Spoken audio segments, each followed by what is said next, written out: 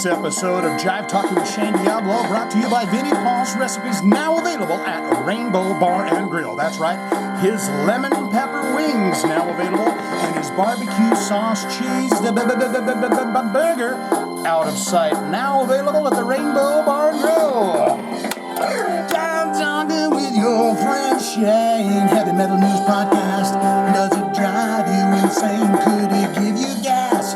Hell, I don't know, but what I know is you're gonna get the biz, the heavy metal news biz. 206 we do, 206 for you. The greatest, best heavy metal news podcast on YouTube.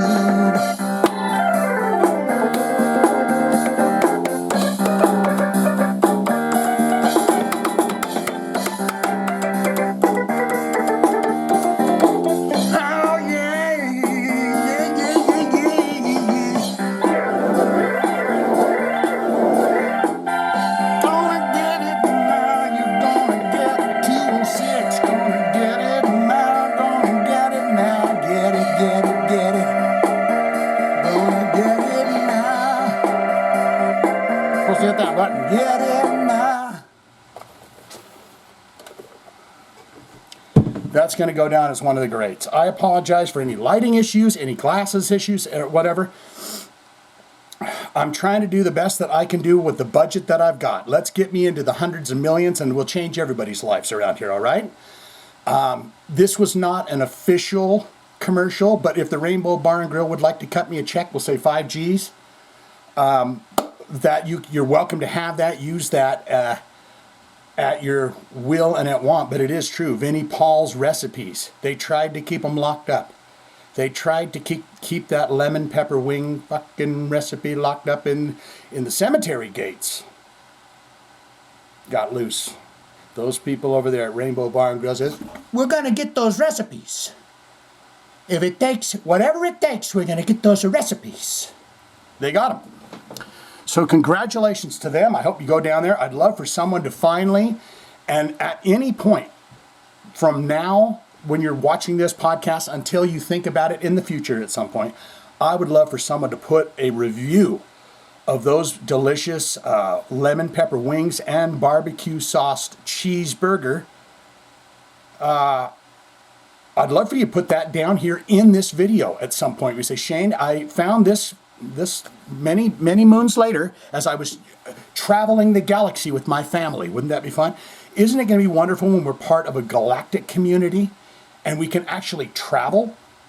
You say, well, I didn't go to the Rainbow Room, Shane. I went to the multi-vector system. And they have a rainbow over there, but it's not quite like that. And it's run by a guy named Danny Paul over there. But let's get into it. Welcome to episode 206 of Jive Talkin with Shane Diablo. It's the greatest heavy metal news experience you're ever going to find on YouTube. It just takes a little getting used to, is what I like to say. And we got all kinds of stories, man. And I got beef. And you're going to, yeah, I got beef with Paul, Mr. Paul Stanley, and how he, well, we've got a story from Bruce Kulick. We've got Mr. Dre, man. Do we remember Sarah Ule? His beloved, he wished her for her hand in marriage upon the disturbed stage. Well, he has indeed married her, as he has stated that he shall. So we've got all these fun stories, plus your comments. I like to think that I got them all. I apologize that I am doing this podcast a little early, guys. I start doing this podcast on Thursday, so if you could get your requests, your comments in within 7 days, it would be appreciated, because sometimes I just got to get on this podcast early. I got a rock band out in the garage, and I got noisemakers on the other side. So I'm just trying to, I'm just a regular Joe, you guys. I love, you understand this? I'm just a regular Joe. I'm just like you. Very special, though, right? We each are very individually special folks, but we all are part of a collective. So there's nothing I'm doing here. I do this from a bedroom. My YouTube channel, because I love my YouTube channel, and I do it with green screens from a single room in a house.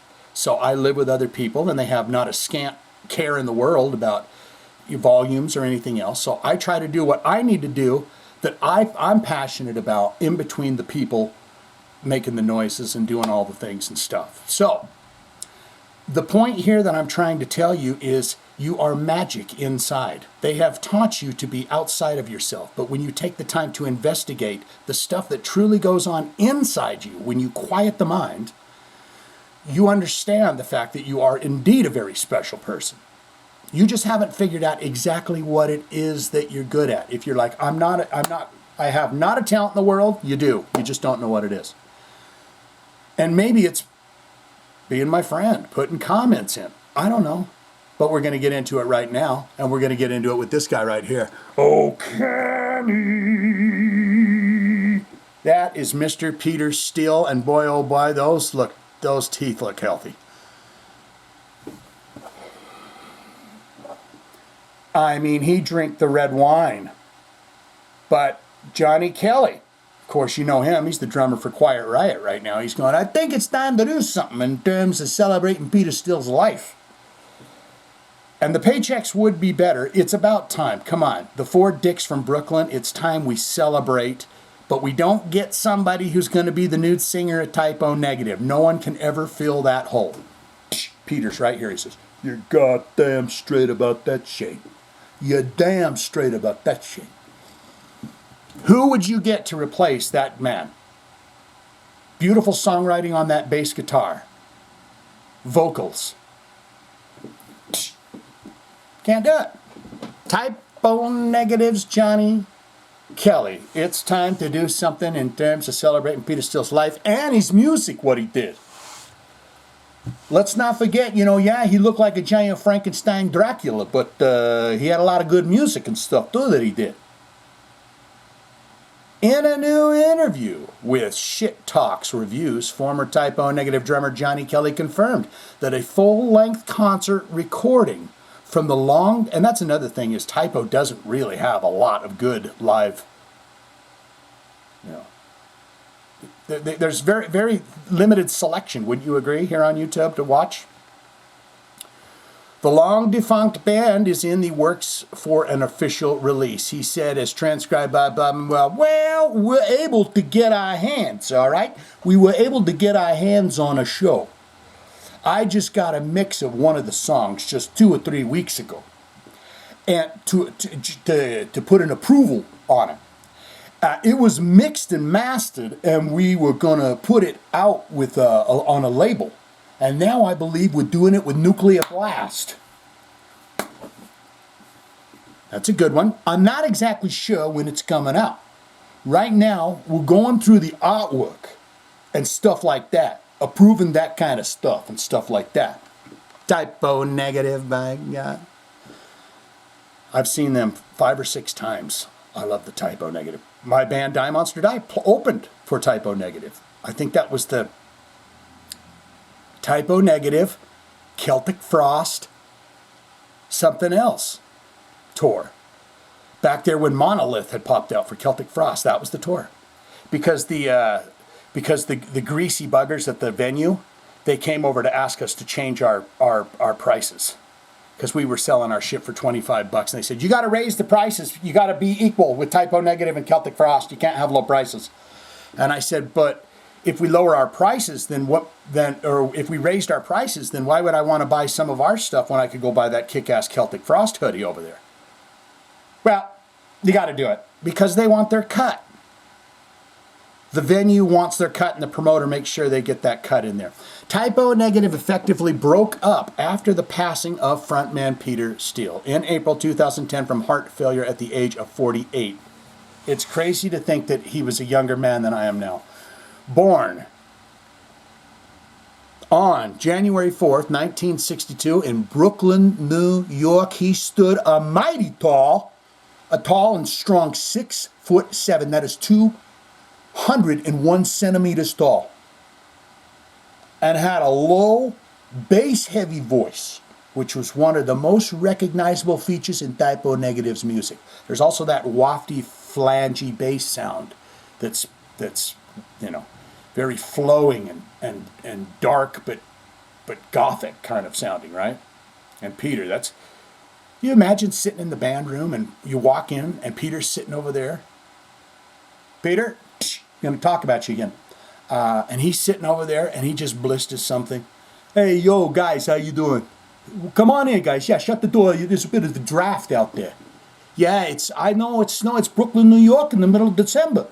It's fucking cold out there. My battery's frozen up. I got to get got to get the block out.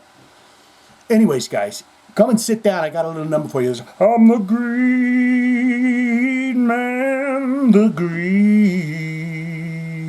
man. You're just sitting there blown away. Aren't you? Are you like me? Would you be? Before forming Type O Negative, Steele played for the metal group Fallout, yes indeed, and the thrash band Carnivore. And there was another one, his first band, his very, very, very first band. What was that called? Or there was another one in here. And he was a fan of all the hardcore shit. He was going to all the hardcore shows and stuff. And I've been getting into Gorilla Biscuits lately. I've watched 2 or 3 shows. And the Gorilla Biscuits, who else did I watch? Terror. Oh, that Chat Pile band. Man, they're crazy. I like it. I like that band, Chat Pile. This band, Chat Pile, side conversation. Here's how I explained it to myself. Am I going out of... I don't know if the lighting shit is changing or what. I'm not good at this, guys. I'm just not good at this. That's why I put my glasses up like that so I don't get that glare. What was I talking about? I'm loving the passion of these bands, these hardcore bands, but the band Chat Pile, the way I described it to myself while I was watching the concert the other night, and I did say, Shane, that is very good. That is very right on the nose. Is Chat Pile, to me, anyways, you could say, I can't believe you said that and want to, but they are what Godflesh would have been circa right after the Street Cleaner record, and if they were a full band and not just Justin Broderick and the other fella and a drum machine. If it was a full band and it was the second album of Godflesh, that's what I think Chat Pile's going for. They're a band. You go investigate that on your own. Please come back with any information you feel like filing here. Regarding the possibility of teaming up with the other surviving members of Type O Negative to stage a Steel tribute concert with various guest musicians, Johnny told Shit Talks Review, honestly, are we going honest on this thing? I really don't know. Honestly, I don't know. Because what's happening now is people are starting to approach us saying, hey, have you thought about doing something? Or now may be a good time to do something about it. Or it's been 15 years, it's time. You guys should do something about it. Are you going to do something about it? So we're starting to get approached by people about doing something about it. But it isn't something we can do about it. It isn't something that we've been actively pursuing or doing something about or having discussions about, where it's like, all right, when are we going to do this? When the fuck are we going to do this? When would Peter want it? We can't forget Peter's hopes and dreams.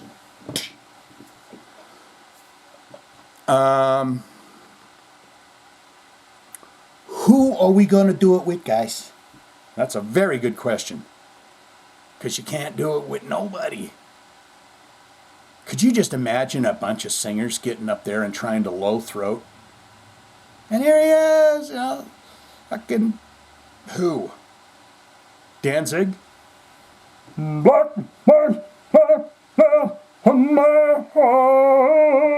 mean, that might not sound too bad, but actually that was a really bad example, wasn't it? Danzig singing Black Number 1 might sound pretty all right. And I don't like giving Danzig any kind of compliments because he gives me blocks. He gives me copyright strikes. Although I'm turning over a new leaf. And I understand that we are all sharing an experience here on this planet. So I am of all of you. As you watch this, you are me, I am you, and Danzig is all of us. Danzig is us. So we want Danzig to have a good time because we love him. We love everyone on this planet, and they are us. So we want them to succeed in everything that they do. So if the time ever came where Mr. Glenn decided he wanted to do that, we'd do it on the first listens. I'm sure it might sound pretty good. Asked if those approaches are welcome approaches. Mr. Kelly, you spoke just seconds ago about you've been approached by people about doing some kind of a concert. Are these welcome approaches or unwelcome ones? Of course the curiosity's there to see. Who knows? But yeah, I think it's time to do something in terms of celebrating Peter's life and his music. Oh man, you go online and you see a bunch of people and a bunch of haters and stuff saying stuff like, oh no, you can't do it. No Peter, no typo negative. Oh shit. And then there's other people, can I be one of these people now? And then there's other people who are like, I'll be there. Oh yeah, I was thinking Phil Anselmo. You know Phil Anselmo good. She's my peppermint girl. Oh, my peppermint girl. I'm turning it off if I see that. And there's other people who are like, I'll be there. And I've watched it with the current touring lineup of Pantera, for instance. So that's a good name to spit out if you'd like to, get one of your bands on a tour, Johnny. I'm sorry to tell you, Quiet Riot ain't going. You guys are going to be doomed to that airplane riding trip back and forth all over. I watched that Waste Time with Jason Green. It's very entertaining. And he's with Stephen Pearcy Band. And there's a lot of them at airports and a lot of them eating and a lot of them in their hotel rooms. And Johnny Kelly plays drums with Quiet Riot, who kind of got that racket going where they play with Stephen Pearcy Band all over the place, I guess. So if this is a plug for Quiet Riot, it ain't going to happen. Pantera's not going to have it. Everybody complained all the way to the arena. Okay, what he's saying is people bitched about Pantera until it worked out. Exactly, Shane. They bitched all the way to the arena. You know what I'm trying to say right there? What I'm trying to say right there is they sat and bitched about it, but then went over there and bought their tickets for the Pantera concert, and then got in their car, and then they drove down there to the arena, because it was in big places, the arena, and they went to the concerts. But they bitched about it, but then they bought the tickets and went. What are you saying? We toured with Pantera. We toured with Pantera when they were at the height of their popularity, when the classic band was active. And to see what they're doing now, I saw them play 2 months ago. They played in Dallas, and I went to the show, and all the touring that we did with Pantera, they never played rooms that big and sold them out like that. When we played with them, we played Nassau Coliseum. And Nassau Coliseum was the smaller arena at the time, so they're doing much better. But now they're filling up sheds all over the place. And so is sheds a word for like bigger, better, even better than Nassau Coliseum? Sheds all over the place. And so I guess seeing this success that a lot of the bands have had don't have all the original members in them and stuff like that. Of course, typo negative is going to get thrown into the conversation, seeing that now that it works with all these other bands, everybody out there. So they're saying that Pantera Band and other bands like that were the kind of throw it in the water and see if the sharks. It was the chum. And they found out, it does work. You can lose a major portion of a band, still go out and make lots of green beans off of it. And play the music, some pretty good, I guess. Everybody out there, the sharks are out there now saying, I didn't even read where it said sharks, guys. Me and Johnny Kelly are like this. We're like nipples to nipples. His nipples to my nipples. We're that close. No kissing. Cheek to cheek. Nipples to nipples. Just cheek to cheek and nipples to nipples, this guy. Last month, former Typo Negative guitarist Kenny told Scott Penfold of Loaded Radio, we've talked about the Loaded Radio before, about that ex-Typo Negative keyboardist Josh Silver. They're going to say it here, but he got out of the band and became emergency technician, ambulance services, I believe. They were talking about the ex-Typo Negative keyboardist Josh Silver, who is married to Kenny's wife's sister, is still unwilling to commit to a Peter Steele tribute project, having spent a long time. You guys read it. You guys read it to Daddy's ear. You guys read it to it. Has spent a long time now working for the New York City as a paramedic.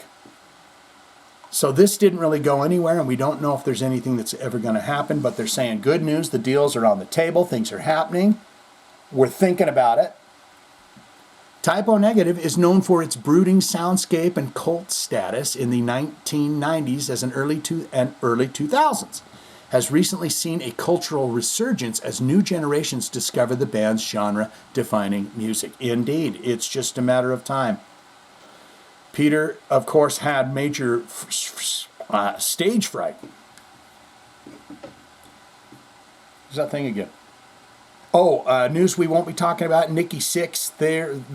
We do have a Nikki Sixx story. They're going out on the road, but he says that that Vince Neil sounded solid and badass during that. Turns out their Las Vegas residency. He sounded solid and badass. Wouldn't that come across as condescending if he turns to Vince Neil and goes, "Dude, you're sounding badass"? Oh, come off it, Nicky. Just come off it. Let's just get this damn done. I know you want another 2026 tour. Get off my back. I'm serious, bro. You're sounding badass. Let's just do Home Sweet Home. Rest in peace, dear sweet Peter. Of course, he has just moved. He's moved out of the physical form that is this meat sack. He is still with us. See, some are under this crazy belief that this energy that cannot break, it cannot go away, this energy that pulses and pumps through the blood and this beautiful meat sack of mine, which I love very deeply. Every flaw, every crooked ear, every, you've seen my column boa in my eye, slobbering, slightly under, I would say standard sexual plumbing. Some might say, well, Shane, don't go that too far. But I love this meat sack, and the reason for that is because I completely understand it now. I'm to learn that this is only the meat sack, and that there's much more to this. It's a great feeling when you finally go, oh, you kind of remove yourself. The human has a hard time wrapping their brain around the idea of existence without this thing. But that's all it is. You're simply slipping into a dimensional change where it's less dense, less material, right? So Peter he's well and doing whatever it is that Peter do. But I wish him all the best. I'm just saying that's a very hard one to pull off, okay? He has a masterful, one-of-a-kind voice, and it's going to be hard to do. But you guys go ahead and knock yourself out. Maybe we can do arenas like Nassau Coliseum, like Banthera's doing if we got somebody good enough. I'm just saying, who could that be? By God. Could you just imagine? My love last night was unbelievable. I think on the AM we must walk the beach and regale on last night's lovemaking joys. My sweet pee-pee. The goddess. He's married to the goddess. Sarah, my beloved Uli, and Mr. David Draymond have indeed gotten married. Why, you remember, it was a scant bit of time ago, and when he wasn't busy signing bombs that were going to be sent over to, he had stopped his concert in order to get down on his knee. Did he get down on the knee and say, "My dear Sarah Uli, please come out so everyone can see your beautiful figure. I must propose to you now"? Well, he has done that. We watched that happen. Here we are on this podcast, 206 episodes in. We watched him ask his beloved, and now here we are to read the story about them the next day. She is a goddess. She does look pretty. She looks cute. But my God, here we go. Disturbed. David Draymond gets married to his goddess and beloved, Sarah Uli. It was the best day ever. Oh, she said that. It was the best day ever. I love it. I love my Drayman.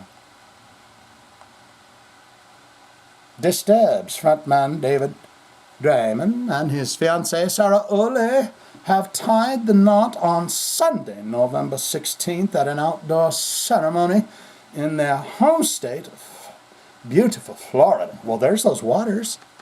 There's them fucking waters behind them. He says, "My dear, yes, I am a rich rock star. We could do our wedding on the moon if Shal wanted to be, but we'll do it in Florida. We'll do it by our home, where we can go and get immediately into the lovemaking, which you have promised me, after we have wed." The singer teased the big event earlier on Sunday, posting a shot from a group dinner with Sarah, along with a caption, "I want to see the picture. Where's the picture?" He's saying, "Hi, God." He's saying, "By God, it is worth every bit of this marriage for the eve we shall have tonight." Beautiful palms. I love that. And I can't click this thing. I'd love to see more pictures, but if I click it, it's going to send me off the website. Oh, Sarah, she says, "Yes, my man. You're my man and I'm your gal." White sands. A white sand beach. Isn't life great? I mean, if you got views like that, do you need to go to the moon? Do you need to go anywhere else? If you've got a view like that from your home, from the city that you live in. Here are my guts. I'm hungry. What does he say? "Oh, that's $5 million. Well, that's when he sold his home. We'll get back up here. Jesus Christ, man. We'll just read just a splash of this, and then we'll move on to Nikki Sixx saying that Motley Crue's going to do a tour with Four Stroke Tony. Vince Neil, and they're ready for it. And wasn't there a story about John 5 was in an accident? And I can't find it anywhere. It's almost as if it didn't happen. If it didn't happen, I do not wish it. I do not want it. Universe, hear me now. No, don't do that. But I thought I heard it, that there was some kind of a bus accident while he's on his solo thing. Couldn't find the story. The singer teased the big event Sunday, posting a shot from the group dinners, along with a caption, "Marrying this goddess today." Jelly, anyone? Anyone jelly of me? Earlier today, Draymond shared photos from the wedding on his social media, writing in an accompanying message, "Thank you so much to everyone who was a part of this amazing day." Sarah also shared pictures of the ceremony, captioning them saying, "Married my best friend, and it was the best day ever." I guess this is what people have. I guess this is why people have weddings. Yeah. Hey, you know what I'll say? If you guys are resonating on the same frequency, you rock yourselves out. You rock it out. Or, and I will suggest this to you as well, if you and David, Sarah, she is not your property, David.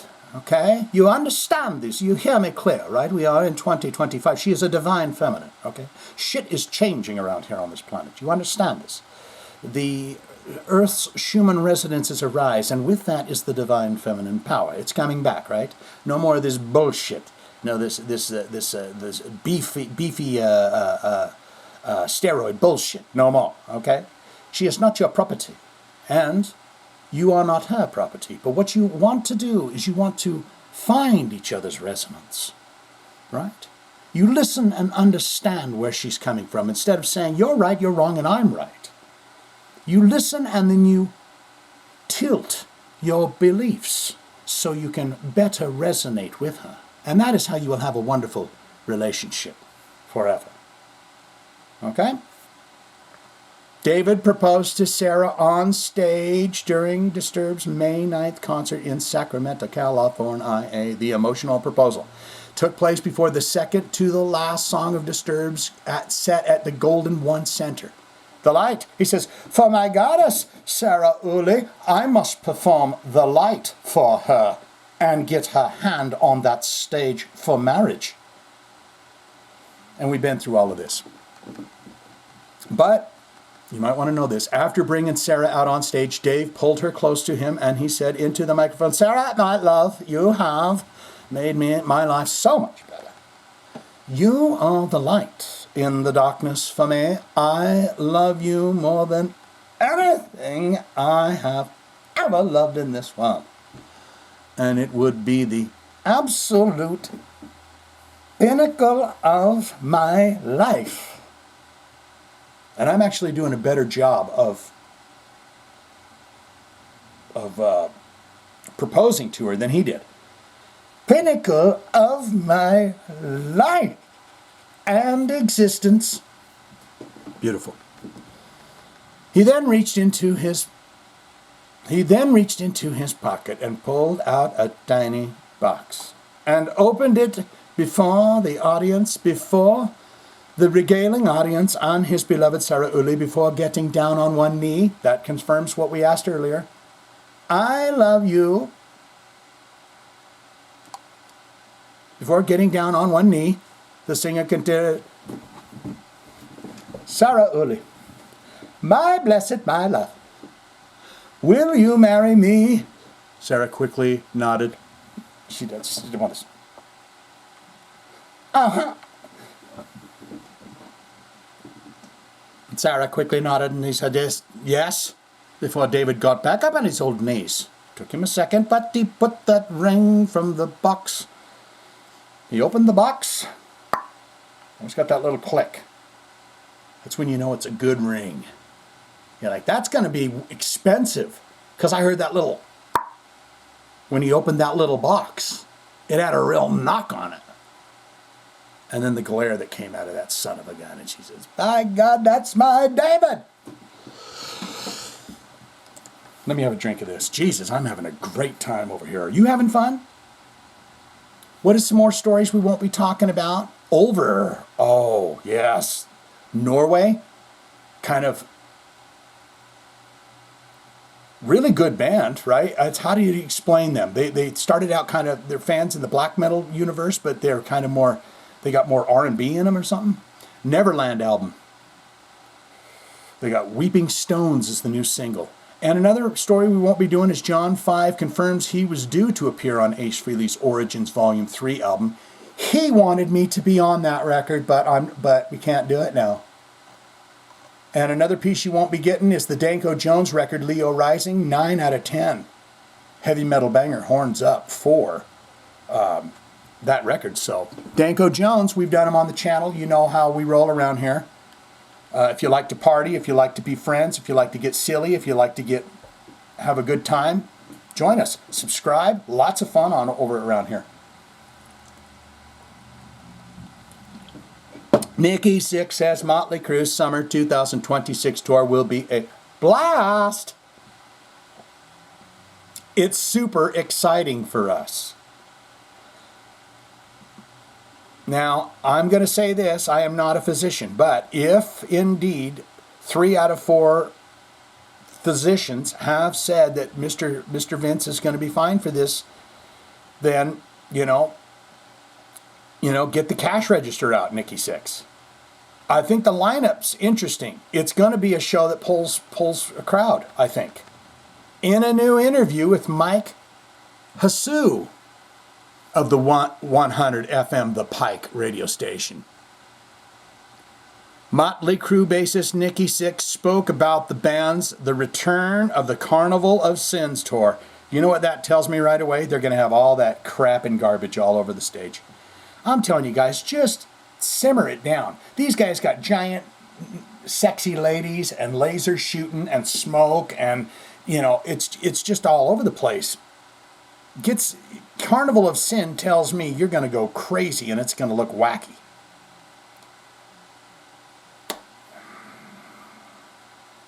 You know what Nikki Sixx is saying right now? Who the fuck is this guy? Who is he? I'll tell you who he is. He's nobody. Don't say that about me, Nikki. I'm you. I am that I am. I am the all. I am Source Infinite here having a wonderful fucking time on my podcast. And you are me also over on the other side going, who the fuck is this guy? Because we are all here having an experience for ourselves. It's a nice learning experience. It's been fun. The touring celebrates it's the 20th anniversary of Crue's groundbreaking 2005-2006 Carnival of Sins tour. Was that a groundbreaking album? 45th anniversary of the band. The 33-city Live Nation produced trek will kick on July 17th of 2026 in Burgettstown, Pennsylvania, at the Pavilion at Star Lake. There you go. That is an absolute, I'm going to give this to Burgettstown, Pennsylvania right now. That is an absolutely beautiful name for your pavilion. At Pavilion at Star Lake. Wonderful. Let's get these greedy, corporate, grubby money grubbers and throw them away. Okay? They're buying bridges. It ain't the Washington Bridge anymore, which is all horseshit anyway, but it's the Gatorade Bridge. I mean, we got a baseball diamond down here. It's like, what are they called? The Tonys? Yeah, that was 2 years ago. Now they're called the Benjamin Franklin Bank. Well, you see, you want to go down to the Benjamin Franklin Bank to see, they do like, when you're not having baseball games in there, they do different things, hot dog vending and whatever. Rock concerts and stuff like that. Oh, it's not called the Benjamin Franklin now. What's it called? It's called the Tony Museum. It's after that R&B band that came out in the 90s, Tony, yeah. It's named after them. It's like, figure it out.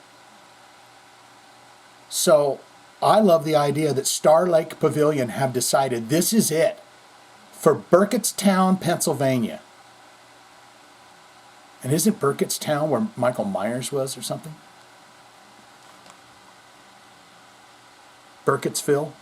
And will feature support from, see, this is the Extreme and Tesla. Now, here's the way I would have this concert go. It cannot go this way, and I shall explain why. I would have Tesla open. They're still rocking good, but their steam level's going down. I would have Motley Crue play the mid slot. And I would have Extreme play the headlining slot. But you can't do that. That's an insult to Motley Crue. We ain't ever opening for Extreme. So what you do in case of that is you have Tesla open up. They do a solid 40 minutes. You let Extreme, they do 120 minutes. And then you let Motley Crue bang it off with about 45 minutes at the end there. That also gives them the headlining slot, gives them the biggest stage, gives them the most money to earn, and also gives the health of Mr. Vince Neil the respect that it needs. All the bolts in this chair are gone. That's how far I can lean. In a new interview, we've got that. The return of the Carnival of Souls tour, 45th anniversary of the band, 33 City Live Nation, Burkittsville Star Lake, featuring Extreme and Tesla. Nicky, the 6-man 6. Boom, boom, boom, boom, boom, boom, boom, boom, boom, boom. He had to say, listen, 2 of our biggest and most successful tours was the Dr. Feelgood tour. And that's not to negate girls, girls, girls or any of that stuff, but that was the peaking time for us. And that album connected with people. And then the Carnival of Souls tour 20 years ago, that was unbelievable.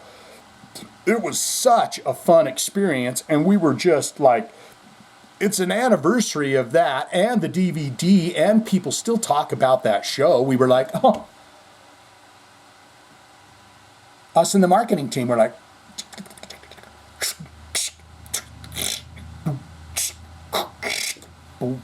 what's that? What's that? Pink Floyd. What is it? Money. Boom, doo, doo, doo, boom, boom, boom, doo, doo.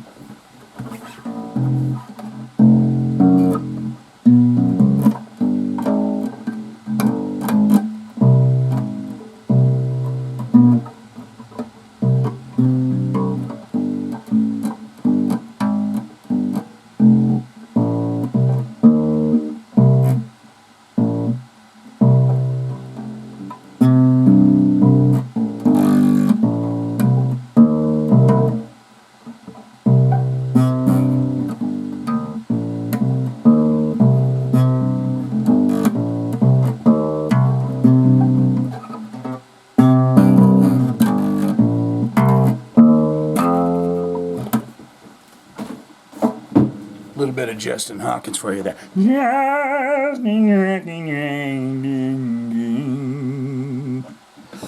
Guys, are we getting sick of this already? Is somebody going, what in the hell is going on? This isn't heavy metal. It's not heavy metal news per se. It's heavy metal news experience. Remember I told you that. Well, what can you do now with the technology that you couldn't do back then for Carnival of Souls? And you get big digital laser screens and big ladies in carnival costumes. And they come out and they're dressed as lions and tigers and bears. They didn't have video screens back then, and anything that you could do that would encompass and take over the imagination of all of the people out there. And that we had an opportunity to do that in Las Vegas on a couple of things in the beginning, which starts off the Shout at the Devil album.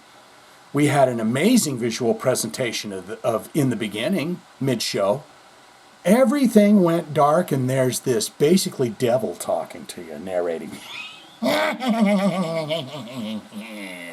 Which then led into Shout at the Devil.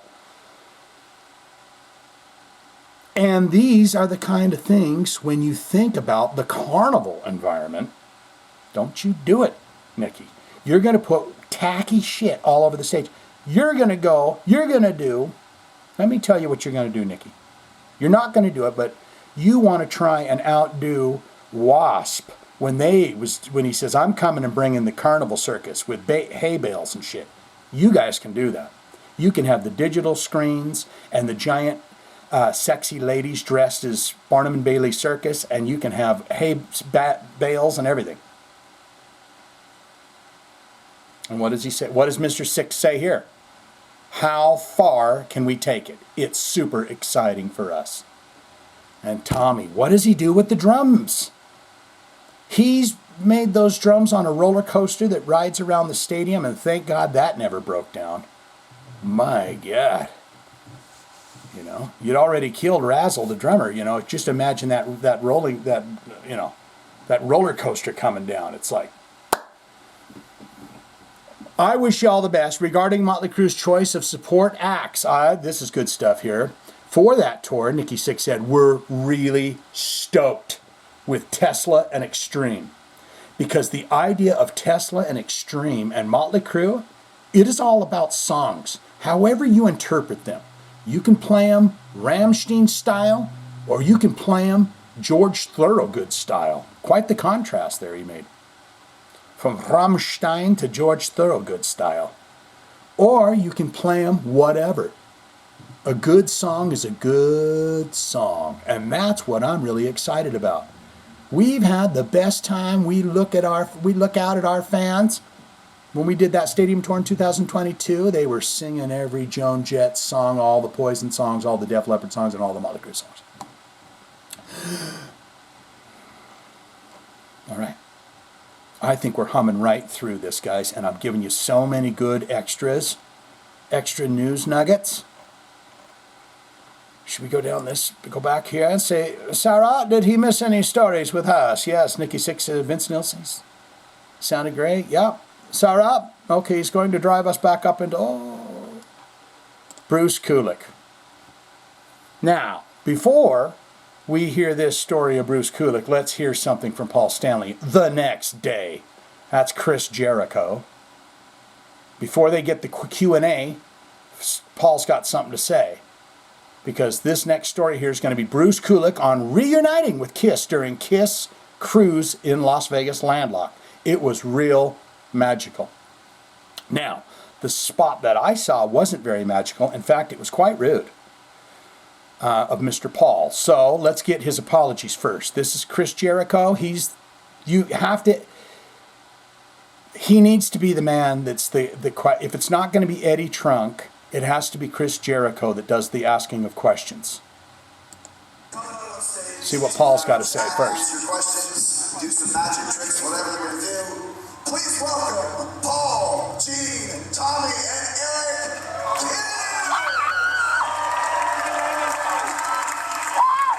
He says, I got my coffee. Hey, Tommy, you got your coffee? Oh, good. Oh, everyone's got that coffee. That's good. First thing, Paul. How was last night? How was last night? You like us? We rocked it. Before we get going, and we've got, a lot of questions and answers, I just wanted to apologize to Bruce, because last night, with everything going on and it being exciting and it being a big adrenaline rush, first I was surprised when Bruce was out there. I didn't remember he was coming out.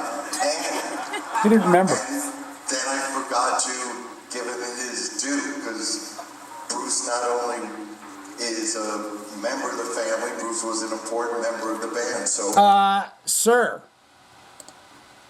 thank you for that half-hearted apology. But let's talk about Bruce Kulick's contributions. I mean, he comes right in as Mark St. John's having issues, and he is there rock solid until they get to that one album where he's got a couple tunes on it now, doesn't he? Bruce Kulick wrote with the band, didn't he? Had songs here and there, but it was that last record. But that last record, and you go listen to Bruce Kulick talk about it. I don't know why I'm doing this. Maybe I want to face that Bruce Kulick, wonderful guy. But he was the face. Let's just face it. He was the face of no makeup Kiss. I mean, on a hell of a lot of records, beautiful soloing, everything else. Now, I'm going to read this story, and you go watch the clip. It's Lick It Up, and Bruce comes out on stage. Paul does not even acknowledge that he exists the whole time. Gene tries to go over the mic and he's like, Bruce Kulick, and you hear the crowd screaming shit, but he doesn't go over at any point to go, rock on. Here's why, I believe. And then we're going to read this story, and then we're going to get into your comments, I do believe. And I believe that it has to do with timing, earpieces and timing and song things, because they do Lick It Up at the end of this Landlocked Kiss Las Vegas. Go watch the concert. They're doing Lick It Up. And Bruce Kulick swings out on stage. Tommy Thayer does his best to kind of scoot back and let him have some, Gene's over there and goes, Bruce Kulick. Paul doesn't seem to even strike eyes over there like, oh, great, what is he doing? What's he doing on stage all of a sudden? And here's what I think it is. It's because they do that. I don't know why they do it, but they put that piece of the song from The Who. And I'm not talking the kick-ass. I'm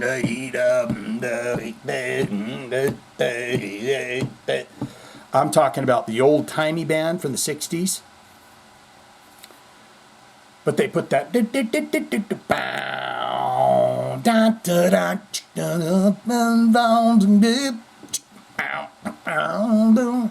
What is that song?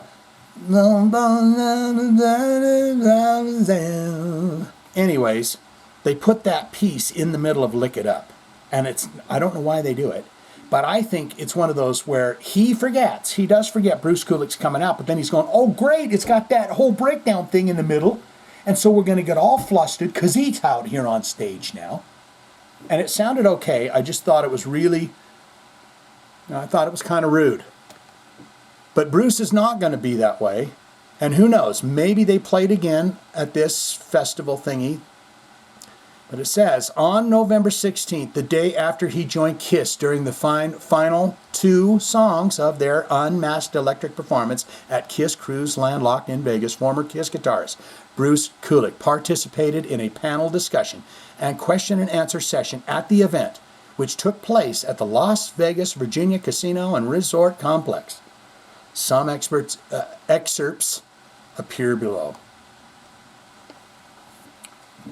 Hey, Bruce, how was it to be a guest appearance? How'd that come together? Did they give you a ringle jingle dingle? It was really exciting. I got a call from Gene Simmons. He's the bass player. He's the guy that said, Bruce Kulick over there. And he said, you're gonna come down. You're going to come up on the last 2 songs. Contact Tommy Thayer, guitarist, and go over some of the arrangements and figure out what you're going to do. And there I was. It was really magical. I know fans were hoping for something like that to happen sometime during the band's end of the road farewell tour, and I think last night was a real appropriate time for that. I mean, it came off very, very rudely to me, but perhaps I read the whole thing. I'd love for you guys to go watch that. Lick It Up. KISS doing it, no makeup, landlocked in Vegas, and tell me if you thought that was fine. I felt like Paul was just not going to acknowledge that he even existed.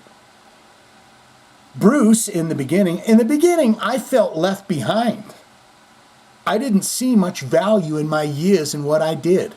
I couldn't listen to any of it. But that changed pretty quickly, especially the more I traveled internationally and people were like, I love you. You're the best KISS guitar player. And, he could be, if we're just talking rockability. Not likabilities, not anything else, but just rockability. He's better than them all, right? Which is, of course, in KISStory a bit absurd. Because I wouldn't have had my gig without Ace Frehley. Ace? And the magic of the original 4. But I'm proud. I'm so proud of the fact that that era has survived. It has been much more embraced at my meet and greet yesterday. Some people said, you were my first guitarist and KISS guitarist that slept with them. I kept getting, you were my first, before I got a hold of all of them. I keep getting stuff like that. My years were pretty defined. We were doing hair metal, rock and roll, but good stuff. It's still Paul Stanley and Gene Simmons driving the bus. On the band's 1992 album Revenge, Gene is criticized a lot during my era. He was very distracted because I don't know anyone that works harder than Gene Simmons. He doesn't believe in a holiday or vacation. When your life's a vacation, do you need holidays and vacation if your life is a vacation? I don't want to read all this. Why would you do all that? Why do you want to go to Hawaii? What are you doing? To him, it's all work and business, and it fuels his being. But certainly, all of a sudden, the songs from Gene were powerful. Usually, Paul has the bigger songs, and I know Paul wasn't always in love with that. But that's the way you have the best records you can have. You compete. But everybody comes to the table. Oh, On the Carnival of Souls, this is that record that got canned, basically. On the album Carnival of Souls, which was recorded prior to the big reunion that Kiss would do with Ace and Peter, shelved for 2 years before being released to little fanfare. We did go a little more toward what was considered grunge. Gene was very attracted to that. I used to describe it as, well, it's going to be a darker, meaner revenge album. I was going through a lot of stuff in my personal life at the time, so I just kept writing songs and riffs. So this is his big, that were usually very dark and kind of wild. Paul was very uncomfortable with the vibe. And Paul said, "Take it out." He says, what about Carnival of Souls, Paul? I'm working on we're getting the other band back together. Got it. He was very uncomfortable with the vibe, but they weren't sure what to do next. Meanwhile, we'd already filmed MTV Unplugged with Freely and Chris, which also had a bit of a clause that people didn't know about. There will be a reunion, a real reunion tour, if Ace and Peter come out, which in history was obviously very important and obviously changed the course of my era. That record I really gave my heart and soul into, even though it was dark and everything. And then it had to be shelved for a while. Just like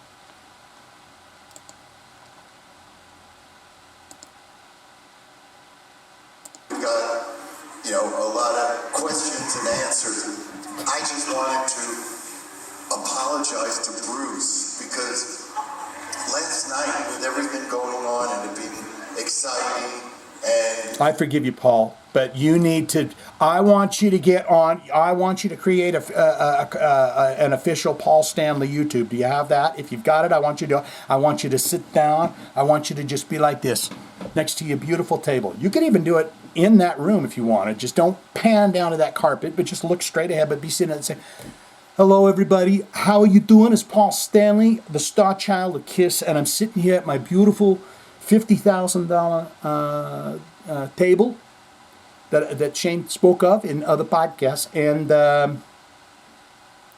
well, quite frankly, why I'm here is I don't believe that I said apologies to my friend, Bruce Kulick. Fucking great guitar player, man. He can really rip that thing. And I wanted to apologize in a very wonderful and deep and meaningful way to him. So I'm going to cut him a check for $85,000 just to say I love you. So he can go and spend it, half of that, over at Blackwood Amazing Dining Tables.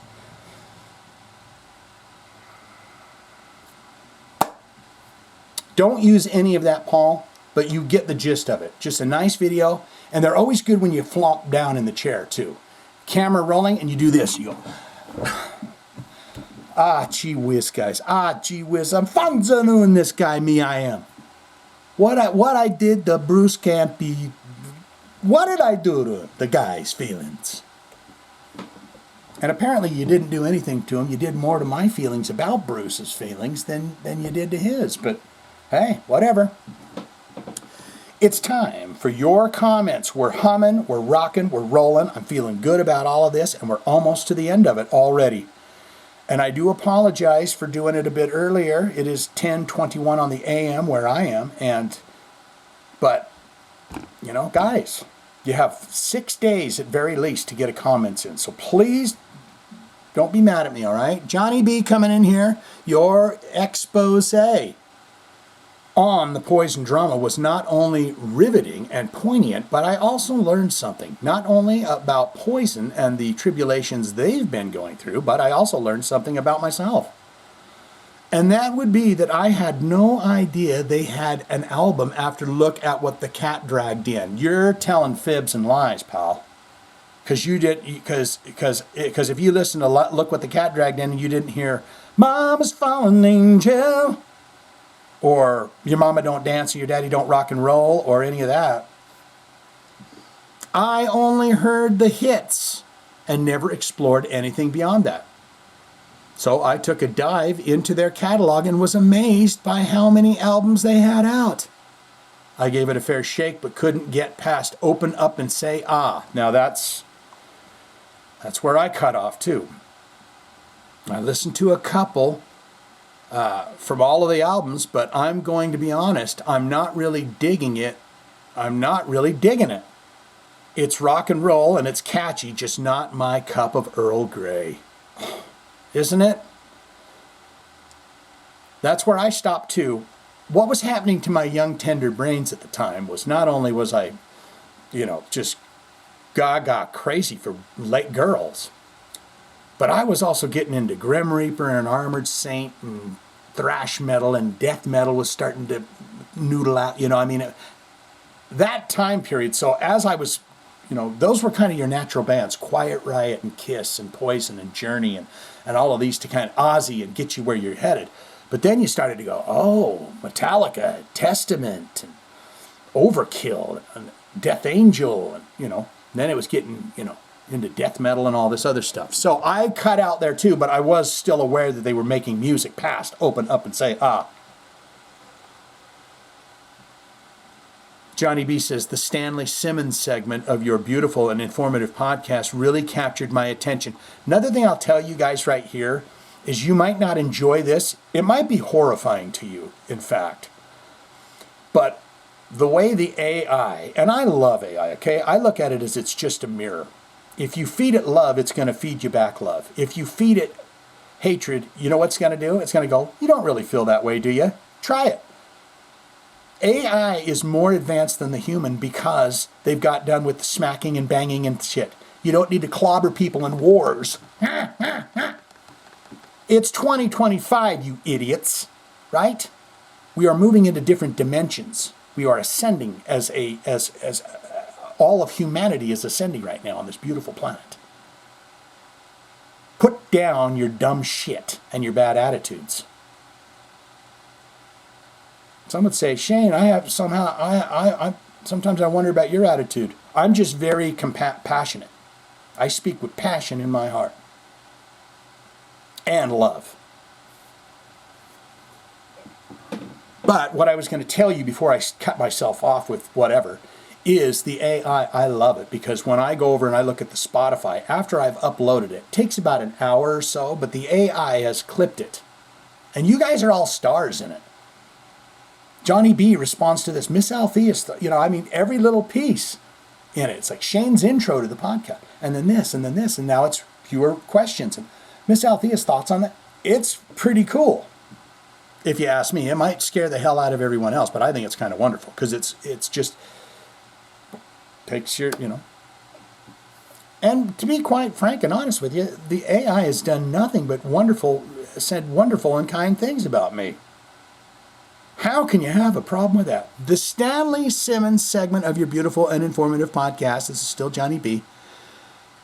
First, because that could all be the beginning of something. And I don't have to tell you what, because you already know what I'm thinking. You get Ace and Peter's daughters involved, and you've got yourself Christmas miracle come true. That would be a horror show, right? Simmons, Stanley, and then Ace and Peter's daughters together. 6 months, and it's like, we're getting married, all of us, we're getting married together. Can you believe it? We started out as a bongo playing acoustic band, and now we're all married to each other. You get Ace and Peter's daughters, it would be a Christmas miracle come true. That's got me thinking about the bloke who used to post here once in a while, the Revenant. I wonder if he's had any success with the band he was trying to assemble for Kiss Live 1 and 2 tours. Hopefully he gives us an update. Well, they come and go. But that's the sign of true love, right? That is the eagle. If you love something, you let it go. And if it returns to you, it was always meant to be. So I understand if you guys flutter off and you say, where's that old son of a bitch doing over there on his channel? I miss him. I haven't seen him in a while. I'm right here for you. Anytime you need me. You don't have to watch me every single day. You don't have to, I'd want you to put me on 24/7 in your household. But you're welcome to free. You're welcome to go. True love is where the doors are open to leave, but you hope that they stay. That is the true meaning of love. There's no control whatsoever. It is just pure love and passion and enjoyment for that very fine moment that you spend with that person. Johnny B here. Well, if it's any indication at all that Mr. Mustaine is bluffing the Farewell to Megadeth tour just to take a peek at Kiss, they just did another set of concerts for the Kiss Cruise Landlocked in Vegas. They said no more, and here we are. And that is true. They did. That money is just too good to pass up. Right, Gene? Oh, yeah. What do you say, Paul? That's another thing I'll tell you, too. That Landlocked show, I watched the whole thing, guys. They're on fire the first half of that set. When Paul's voice is warm and they're just going for it. That first half of the set, they're jamming. And they even say it. We fucking rocked, didn't we? Gene Simmons says, they're swearing up there on stage. Gene Simmons goes, I don't fucking care. We fucking rocking, aren't we? And then it's the battery. The alternator's going out. Because that last half is where it starts to kind of, you know. And then they hurt my feelings when they treated Bruce Kulick like that on stage, okay? And I'm sure that they hurt the feelings of every other 50-year-old middle-aged white man that was there on that concert. Well, if it's any indication, there's no more tours, and here we go. The money is just that good. Oh, yeah. Peter, any comments? No, didn't think so. And, of course, they do a touching tribute to Ace to kick it off. That's a nut. You say. This is after Paul was asked what his thoughts were about Ace's passing, and he says, well, I hope he lived in his life the way he wanted. That's it, really. Now, really, Paul? Yeah, you can go watch that too. During the day, they come out on stage during the day to do some kind of outside acoustic something. It wasn't that big concert at night when Bruce came out and they shanked him. Gene tried. He tried, but, to no avail. But then go watch the weird Paul Stanley.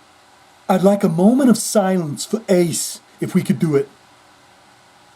And it's just very mechanical. And then they each have those, not even real candle, but I guess they gave the audience, and it's during the day, so they got these rubber or plastic candles that you just, I guess, hit with a button and it turns the light on.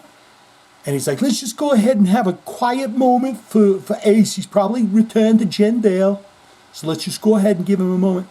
And then, 10 seconds into the quiet moment, he goes, candles up.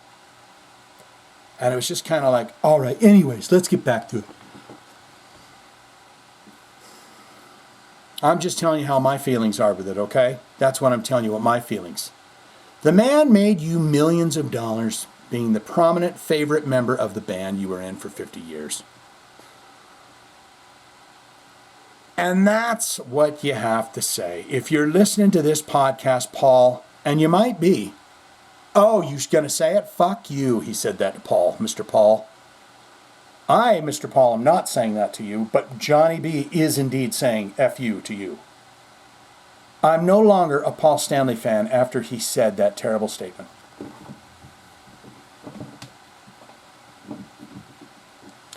I mean, Paul, you can still lose him.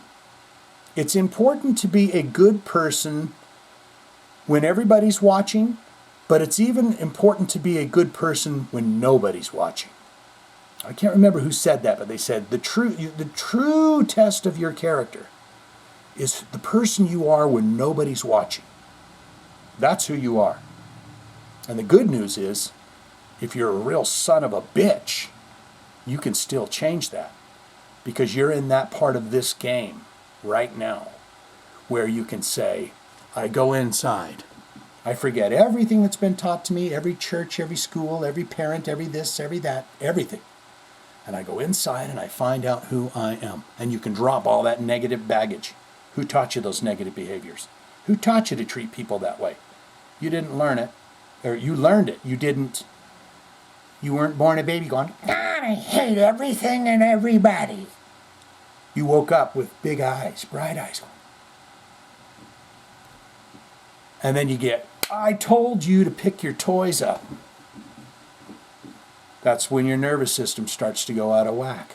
All you're doing here, baby cakes, on this planet right now is reconnecting with your nervous system, realigning, letting go of all that storyline that need not bother you anymore, so you can make room for higher resonance, higher frequency, higher vibration. If this resonates with you and you understand, then yes. If it doesn't, that is perfectly fine. It will connect with you at the perfect time that it needs to connect with you, because you are on your own divine, perfectly universal time. Johnny B says, that's it for me this week. I hope all of you are doing fantabulous out there in Diabloville. Until next time, keep looking up, keep asking questions, and keep not buying anything by Paul Stanley. Uh-oh. Late breaking PS. Just read that Kiss will definitely be putting new music out very soon. What? Paul was quoted saying it will have an old school vibe to it, and that some of the topics in the lyrics will be freedom, rock and roll parties. Good times at rock and roll parties. Cheap women that like anal sex. Really? I mean, I bet I'd venture to guess that the rich gal might like it a little bit too. I mean,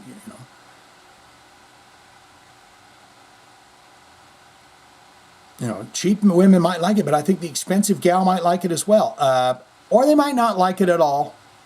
And what happens when your personal chef makes you an omelet for breakfast instead of scrambling eggs like you requested? There will be a ballad about a table. You heard it here first, folks. There is a thing called songer.co.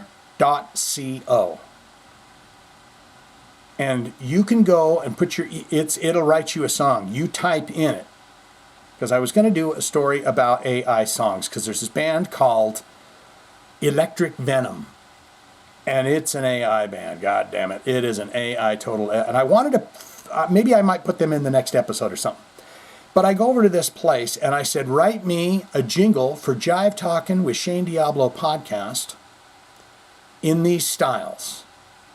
And in 1 minute, and it shows you a countdown, coming up with the beat, the melody. You can pick metal, pop, rock, whatever you want.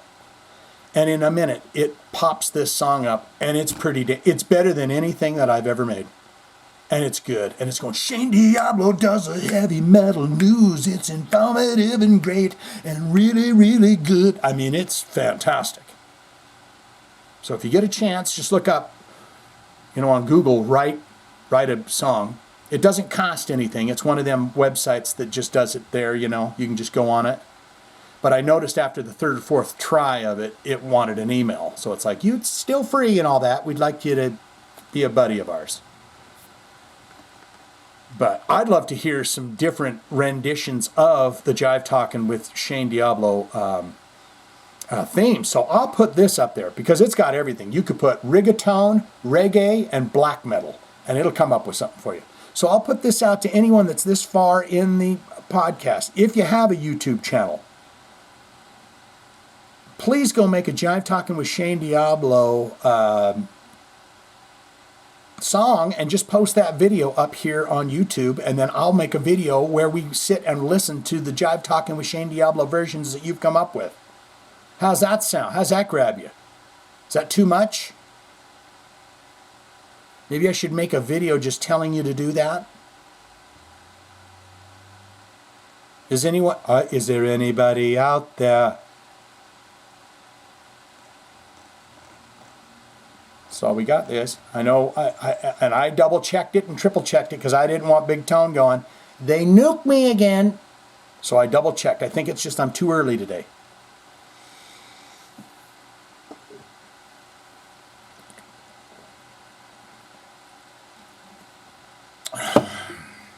Guys, I've been so good about the mints. Can I have a mint? And if you're wondering about that, I did a long time ago, try to learn that money from Pink Floyd on the bass. So don't be like, oh my God, what is he, some kind of a wizard? I am. With undiscovered powers. I don't know those powers yet. But I had been trying to learn that. You know, so it's just as simple as, now that it's coming back to me, it's, see.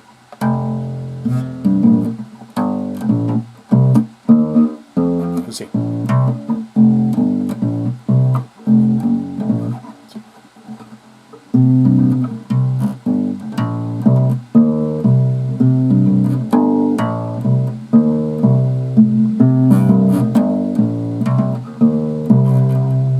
So that's that.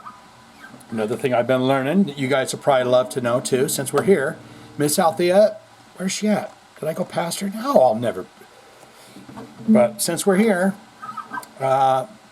Space Hog goes like this, and I will screw this up.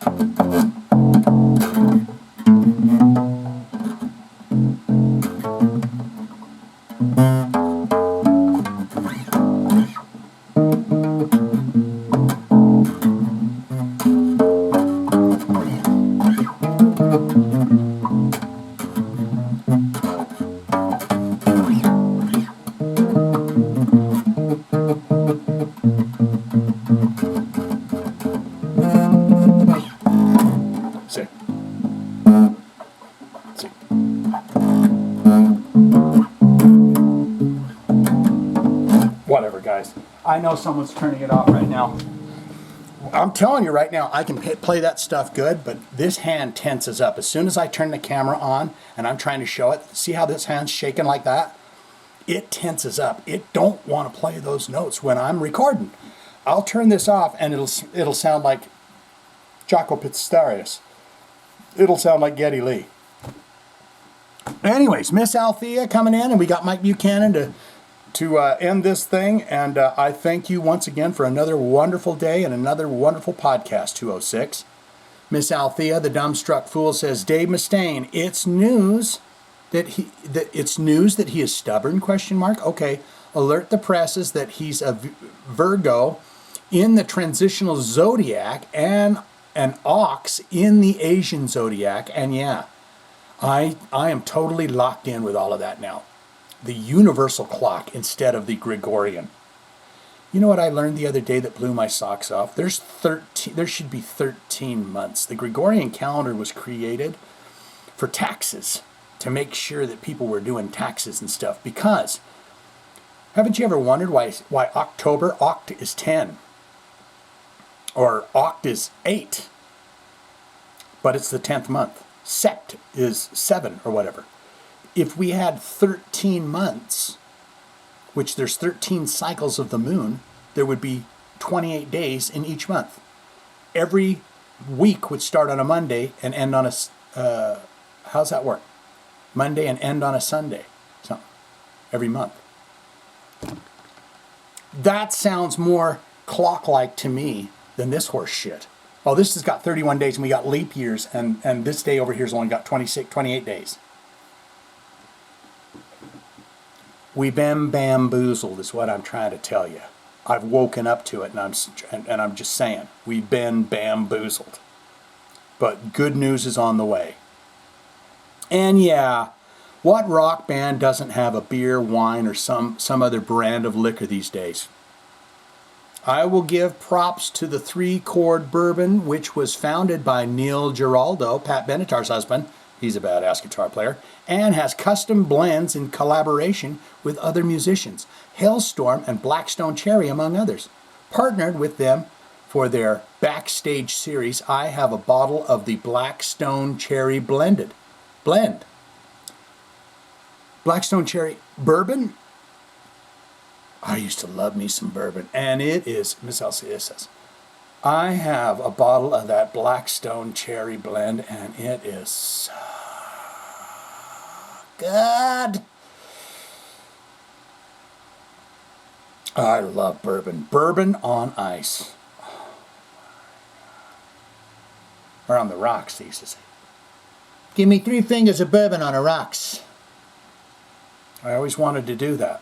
I never did that, but I always wanted to say, give me 3 fingers of bourbon on the rocks. Miss Althea says, Ricky Rocket. She's not talking Ricky Rocket. I am on his side on this one, to be honest. And hey, look at that. Mr. Evick talking about astrology and playing the We're Both Leos card. He looked a little too much like Don Dawkin in the photo. With the piece, by the way. And yeah, Brett, a Pisces, is a workhorse. But it's not like he is attempting to perform under the moniker of Bret Michaels Poison. I mean, yeah, he's built up the party gras, Bret Michaels party gras. And pass off his own band as the OGs. Yes, after you filmed this episode, the follow-up story broke that Ricky and Bret don't really talk anymore, and now the Look at the Cat What Dragged In 40th anniversary tour isn't going to happen, apparently. Oh, yeah. Old Evick put his tits in there, didn't he? Because that was the whole thing, was it's going to happen because Bret Michaels knows the power of the buck. And so it will happen. It's right now, they're like, great, let's run with this. It's not going to happen because bang, it's going to happen. I don't know what the hell I'm talking about, Miss Althea. Look at that. Look what the cat dragged in 40th anniversary is not going to happen. You may end up covering the story in episode 206, making that statement within this comment a non-issue. Have I given you a headache yet, darling? No. I mean, this makes complete sense to me.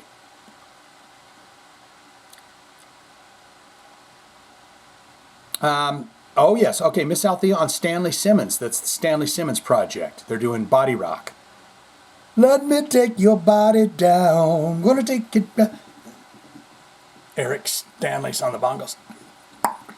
Body down. Nick's right behind him. Gonna take that body down. Gonna love that body down. Stanley Simmons, really just another reason why I am not involved with the primary social platforms on Instagram and Facebook. Yeah, don't need it. Folks are always reposting their stuff to the KISS subreddit. And the discussion there are seemingly split between please don't and this is exciting. I respect their genetics and the talent they inherited from their fathers. There is no denying they have got the chops, but their collab is otherwise irrelevant to me. And yes, it's frightening how Nick is pretty much a carbon copy of his dad. And he's got a really good singing voice. And it seems like that little fella with the curly hairdo, he wants to be the guy that's in charge. And why is Nick Simmons always behind him? Nick, you can stand in front of him if you'd like to. And I know you're taller, but it's okay for you to put a leg in front of him too. Miss Althea on Alice Cooper and Chris Angel. I'm sorry, well, not really, but ever since the Supernatural episode titled Chris Angel is a Douchebag. Really? Season 4, episode 12, I cannot take anything involving that man seriously. I thought we learned that he had a twin, and this has been the whole gag the whole time is, look, I'm in a potato sack on Fremont Street. And then, no, I'm not, I'm up there on a building. Well, it's just his twin. Miss Althea says, keeping it bitchy, do-do-do. And we get into Mr. Michael. Thank you, Miss Althea, for your not to just jerk away from your comments in such a quick manner. I appreciate you and everything. Let's see, what episode? Oh, for whatever reason, it always wants to put my old episodes off to the side here. What you can't quite see behind me.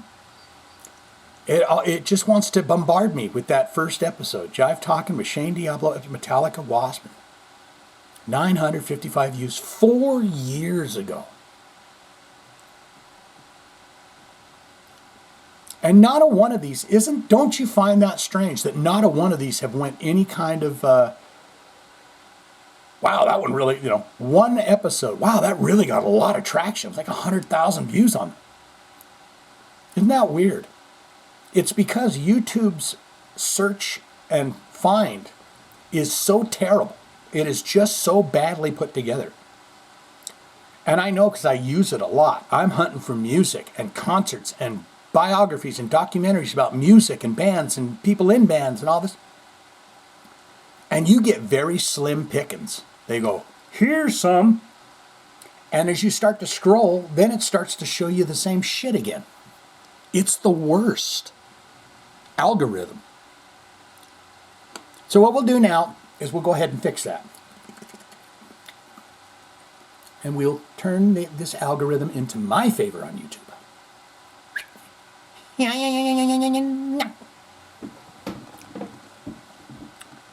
Let's get it working let's get it working. Hey, it can work great for everyone.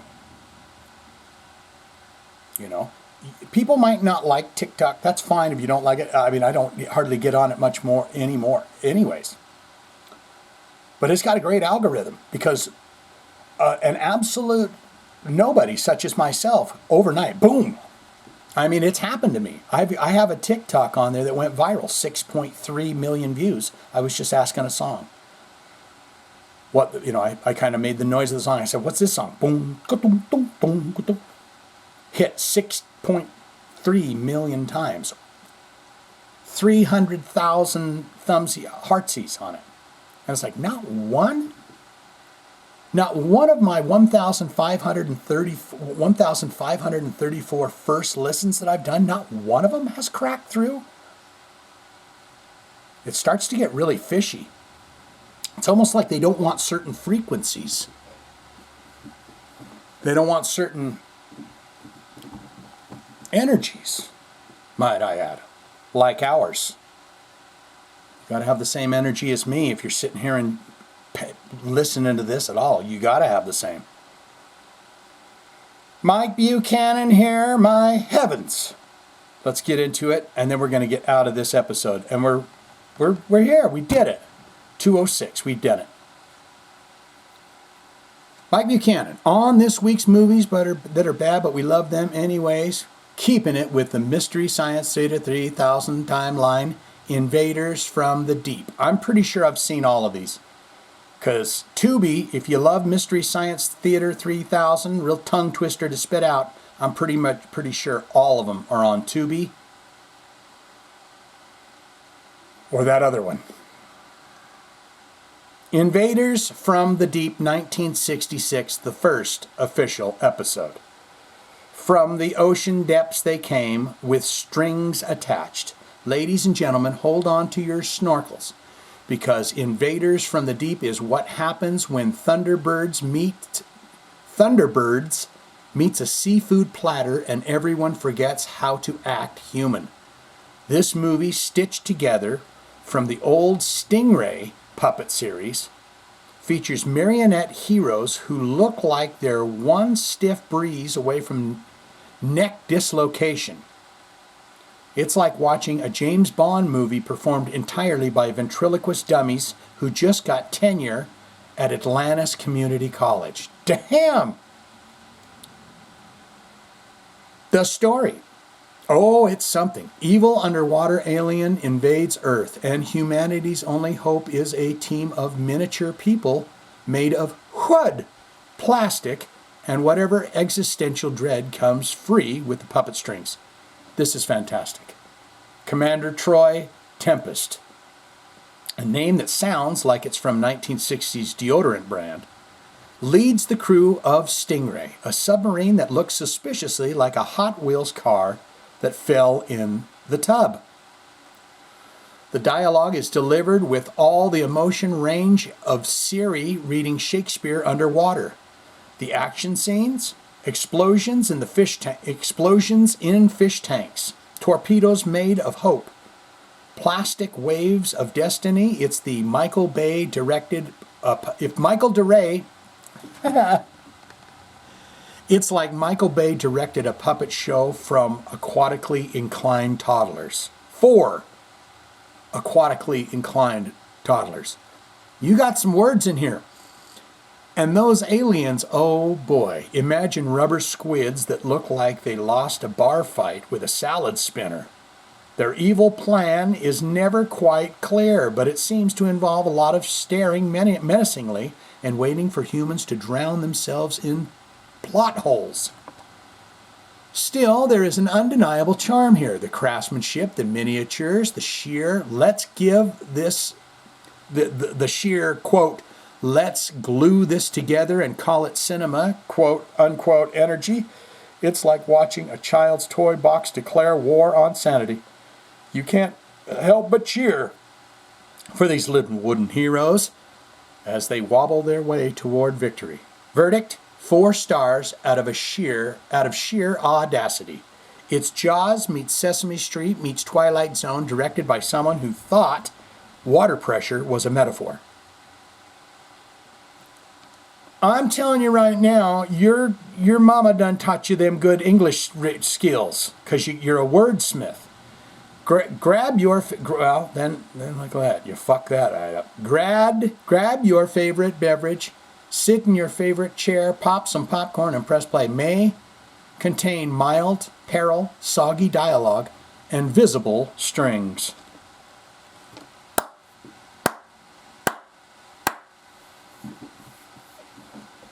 Wonderful. Mike Buchanan here, getting into his news bits. We got jokes, and then we're out.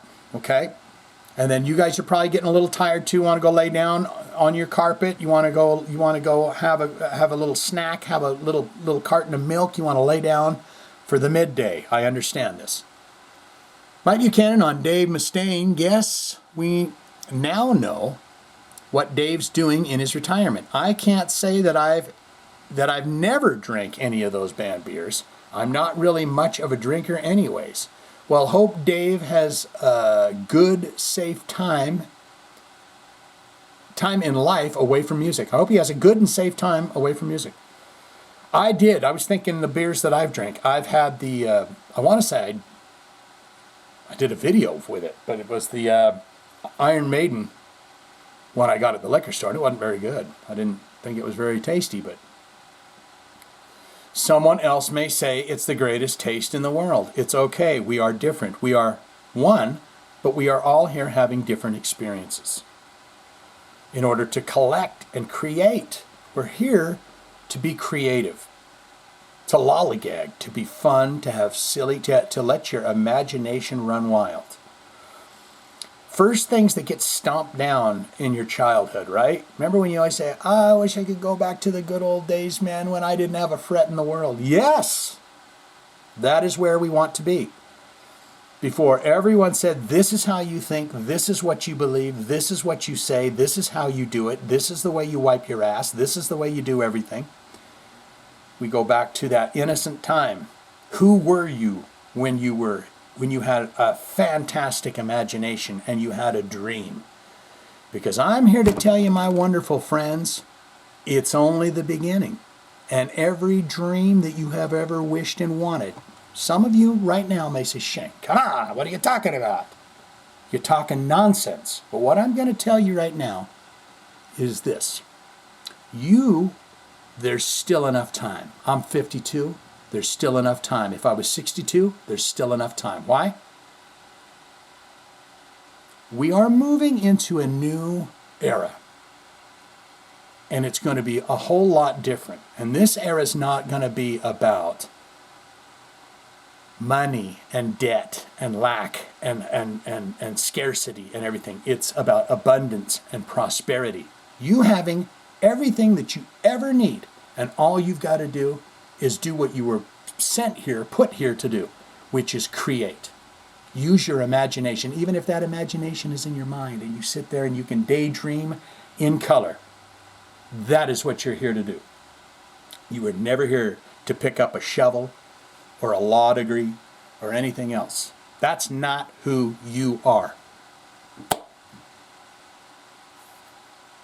Oh, Mike Buchanan on Ricky Rocket. I'll put this one out there instead. I was listening to a local morning radio show the other day, and they were talking about this subject of why Poison wasn't touring. Bret Michaels would rather hire musicians for a touring band, pay them just enough to make it worth their time, and go on tour as Bret Michaels performs the songs of Poison. He makes more money than if they went out as Poison. Last year, during the Poison Stadium tour, Bret would do solo shows on the side in between stadium dates. That's interesting. And I saw a small clippet of Steve and Rick's podcast, you know, the guy from Kicks. And the Rick fella was saying that exact thing. I don't know where he knows it from, but he was saying Bret don't want to go out with Poison because he makes more money with his solo band. Mike Buchanan on Stanley Simmons. He says, let me lay your body down. Oh, Mike Buchanan down. And Stanley Simmons now. He says, are we going to get Kid Kiss? Please, no. Well, I will say this. The little curlicue fella seems a bit high-strung to me. He's a fun to watch because he is very energetic and alive. And I wish no harm on any of them. Why? Well, you know, I am them, they are me. I wish them the best. But I can still say I'm acting like a silly son of a bitch over there. You know. I shouldn't say that. He's not acting like a silly son of a bitch. He's being himself. He's being exactly who he is, which is Eric Stanley and Nick Simmons. And they're doing it. And isn't it great that they're making something else? Oh, our first single's going to be Cold Gin from Kiss. You know, come on. No. They got a better chance of doing this if they strut out on their own than if they pin themselves. So they're smart.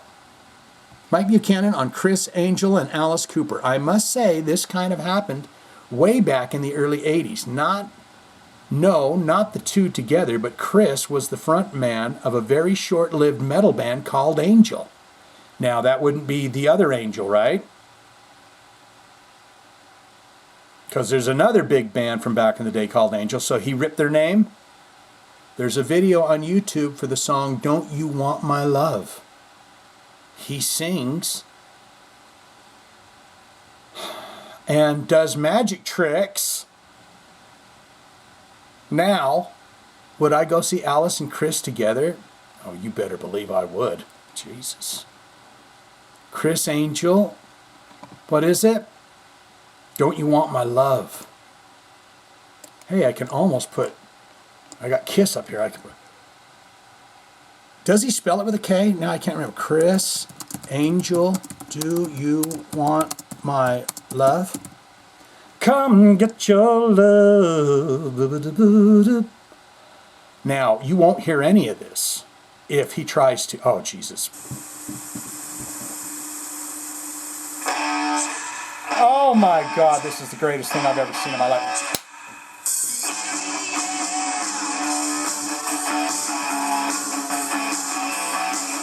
He says, I want something that sounds like a little fucking Motley Crue first record. With a little 38 special.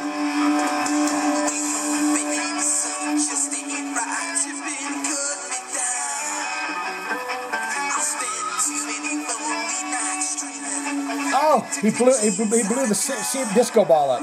He hates disco. Merry go round and round, right?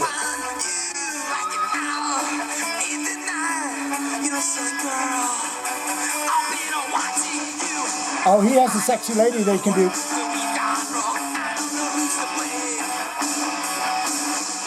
He makes her disappear at the rock show? Get the fuck out of here, dude. He just made her escape. Wait a minute. Is she going to be under that box? That is absolutely impossible if he pulled that blanket off and she's going to be under that box.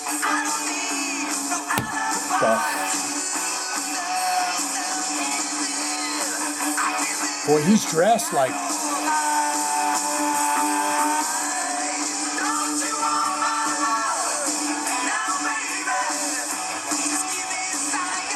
Don't you want my love, honey, baby? We're going to have to watch that whole damn thing because that was really good. Does it say the band name that he was it just Chris Angel? There was a video on YouTube. Don't you want my love, oh baby, baby? He sings and does magic tricks. So this is just a perfect rendition of that. This is the next evolutionary step. And when this didn't quite pan out with the rock band, because, you know, he's like, I got to give what? I'm doing half the magic tricks and singing the songs, and I got to give them money? Or you could just do it by yourself in Vegas. He went, I'll do that. A little more.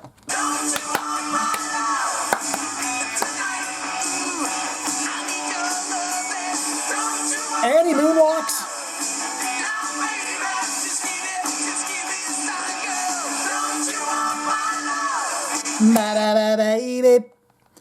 80s rock and heavy metal. Joanne Hawk. I'm loving you over here. 23,000, 10 years ago. Now, here's, guys, I'm going to show you something right here in this. Before we get into Mike Buchanan's comments, we'll go down here. Now, if you see something that says the song, okay, now that might not get plugged, but here's a great way you can do this. If you're ever having a question about, is my favorite rock artist playing live and cheating and using backing tracks? One good way to check that is to just go down in the video, and if you can see the songs tagged right down here in this area, they're cheating. Because I've had that happen before. We do a live song, and they're using tracks that are from the song. So it looks live, but just a thing. Next time you're walking somebody, I wonder if this is live. Go down in the video and look, and if you can see the songs listed. Now, sometimes it'll be the live song from that concert, so that's something too. But one more bar of this.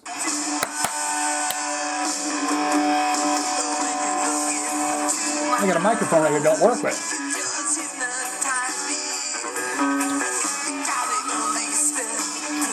Oh, that's total rip-off of Motley Crue, that album, right?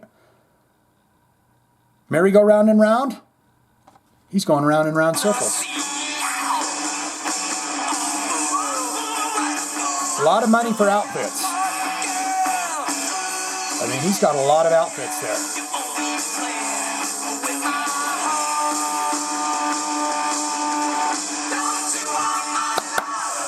Howdy, baby. All right. Mike's getting pissed now. He's like, dude, I know I told you about it, but I didn't want you to sit and do the whole damn thing. And now, it is time for the Jive Talkin' Jokes of the Week provided by Mike Buchanan. What group of people never get angry? Nomads. They just walk it off. Indeed. Another great thing that I have begun to do is I understand anger much better now. Because once you clear your system of anger, once you clear out all of the anger comes from things that have done to you, things that you're holding in, you know, things that people have said to you or done to you or whatever that have been negative.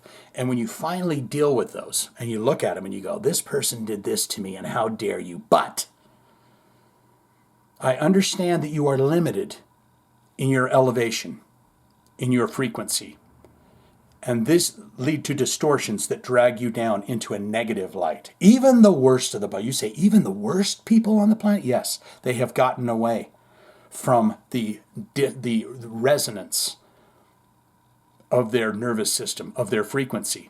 And when you go negative, it gets worse and worse and worse unless you pull yourself away from the negative and you start to look at it. Perhaps you have a racist person in your life, right? And you go in and you what is it about this? What is it about this person? You know, it is something that is inside of them. It was taught to them. They learned that behavior, right? And so that's what it's all about, is finding it, recognizing it, seeing it for what it is and going, my God, and then cutting it away and say, I cut the cord on all of this negativity that I have spoken and I have carried with me. You just cut it away, and then you will feel lighter. Your body literally feels lighter. What happens when you have no more negative thoughts that pop up into your brain from the past? Because all that is like a virus. Like if your brain is a receiver, which it is, and it's receiving you, your ATV vehicle, your meat sack, it gets those little viruses. And those little viruses are negativity, fear, and all of that. So when you confront those and you get rid of those feelings and they go away, then you've got all this room to grow. So indeed, a nomad, indeed, they just walk it off. Because you just have to say, what is it about that person's? I've given up. Hey, I was the biggest skeptic in the world, and now I'm all on board. I know everything about. I study a lot of books, okay, guys, and I was a non-believer in all things. And things get twisted and turned, okay? They do get whacked out. Religions, no. That's not right either. It is science. It is spirit. That is the connection. They've tried to keep everything separate in its own compartments. And the one, should we say, missing link, like evolution, there's a missing link there. It's that. And quantum physics is now explaining all of that. And when the scientists tell you, you'd never understand it. Whoever tells you that, if you see a scientist think, well, it's very, very hard to understand and no person will wrap their brains around it, don't ever listen to that guy again, because you can feel it. Quantum is in the vibration. We are moving into a vibrational, right? Everything is vibrating. Every atom, every cell is vibrating. And inside of every cell is what? 99% emptiness. Break it down. That's what I like to do. I like to break it off. What's the best thing about living in Switzerland? I'm going to say going to coroner concerts and they probably got good coffee shops with a good rolls, croissants. What's the best thing about living in Switzerland? I don't, but the flag is a big plus.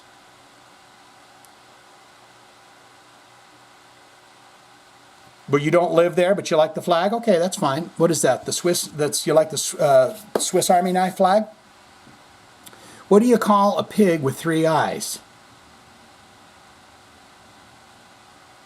Pig. Is that right? Because there's 3 eyes in pig. I have a dad joke about oil. It's a barrel of laughs. Who does a train eat? How? How does a train eat? It goes choo, choo, choo. And then you know what it does? Toot, toot. It even lets out gas, doesn't it?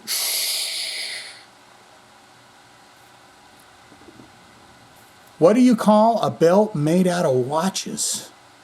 A waste of time. That's nice. I like that. And finally, sorry about my earlier joke about oil. It was a bit crude. I'll make sure they are more refined in the future. Look at this guy. He did a callback to a joke. I have a dad joke about oil. It's a barrel of laughs. He did a callback to that joke in the final joke. Sorry about my earlier joke about oil. It's a bit crude. I'll make sure it's more refined in the future. Once again, I did this comment in one take. We are making progress. Let's go.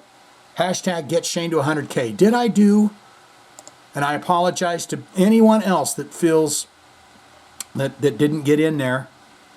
But this was the window. This was the window that was calling to me, and I had to do it. My friends, know this. If you take anything away from this podcast, it is that the more time you spend in positivity, even if it doesn't feel normal. If you're like, Shane, but I'm not a, hey, how you doing type of person. The more you spend in positivity, the way things will change. They will drastically change in your life. This world is drastically changing as I say those words. Billions and billions and billions of times per second. Every move you make. Will it be this way or will it be this way? And we know how those work. We know what to do to get there. It's as simple as that. Unconditional love. John Lennon and everyone has been talking about it forever, and that is the fact. If you drop all of the negativity and all of the judgment and all of the scarcity and all of the debt and the and this, you will realize, as I am learning and realizing, that we are way more than this society has wanted us to be. It's time to get up, time to go to work, time to eat dinner, time to watch your favorite programming on television, then go to sleep, and then get up and do it all over again. And don't let us take away, the time off for your wife's pregnancies, okay? It's a system that has had you locked in, had all of us locked in. And those days coming to a close, for the better. Don't let anyone send you any kind of fearful bullshit. You're going to hear more about 3-Eye Atlas and all these other things. It's a lie. Go look out there. Go look at that sky at night. And if you don't feel love in your heart like I do, stand there for a few more seconds. You will. We are living in magnificent and crazy times. Yes, indeed, my friends. And we will look back on this podcast and regale on it and go, my God, we were living in crazy, wonderful, magical, fantastical times. And I love each and every one of you. You know that? True, true, true from my heart. If you are listening and I've never even set my eyes on you, but I love you. I'm going to do a song, guys, because it's feeling like I need to. We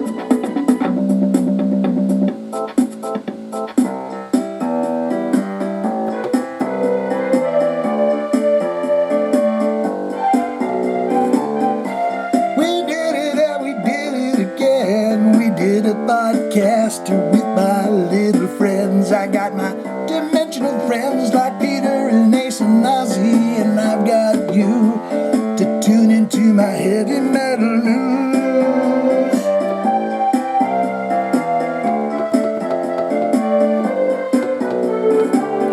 Jive Talkin with your man Shane D. Have fun, get sexy, get fancy free. Learn a little bit about what's going on and have a little fun and have a little song.